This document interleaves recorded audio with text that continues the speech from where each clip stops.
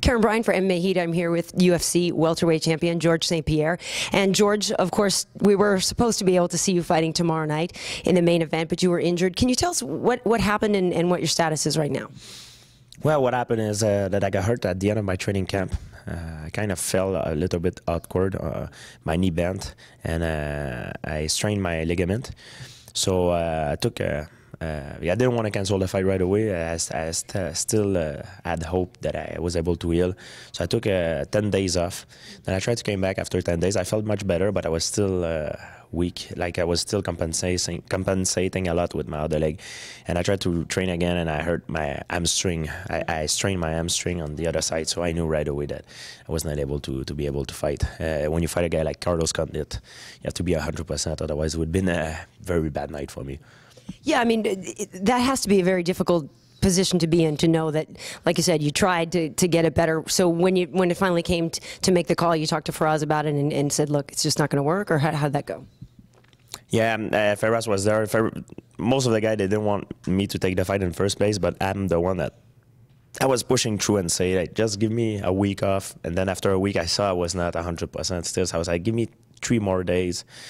And then it was the maximum break I could take, so I tried to came back and hurt myself on the other side. But it could have been worse. You know, it's unfortunate. Put a lot of energy, money, sacrifice into this. It's very hard to cancel it because I went through all my training camp. Then at the end, I had to cancel.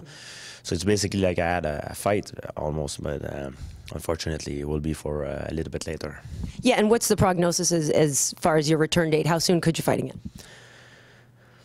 Maybe end of January, beginning of February, something like that, around Super Bowl.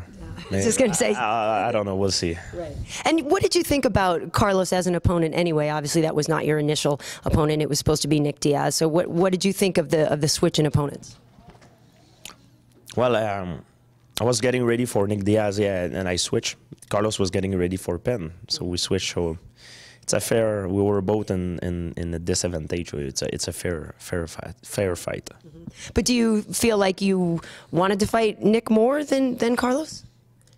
I wanted to fight Nick more, of course, and it's unfortunate that he, you know, it's not my fault. He did not took his responsibility for having this fight. So, but we'll see what's gonna happen tonight. Did you take that personally when he didn't show up? No, I didn't. I never take nothing personally. As long as it's, you know, it's made in a way that it's for the media and everything. I never take something personal.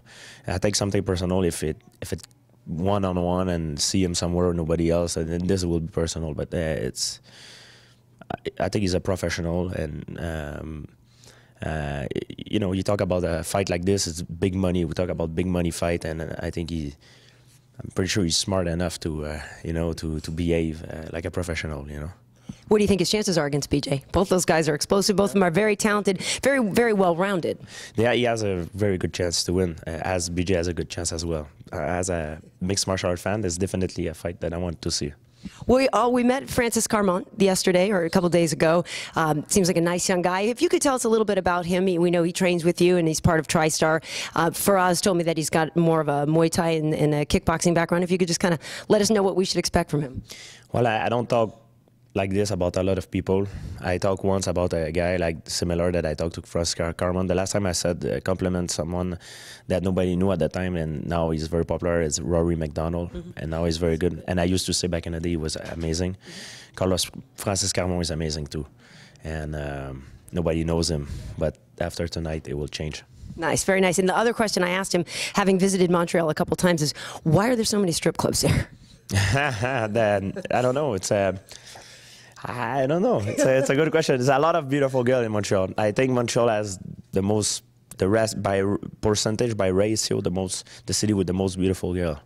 And I'm not kidding about it. Like the reason why the girls are so beautiful is girls from every different culture. You know, you can have blonde, brunette, black, Asian. Yeah, they have everything. So it's pretty cool. That's quite a smile on your face. Yeah, it looks like you enjoy it. Who does it? You know what I mean? So the tourists, you know, if they want to have fun, party in Montreal, it's a good place to be. Great. Well, thanks for talking with us, and we wish you a speedy recovery. Thank you very much. Awesome.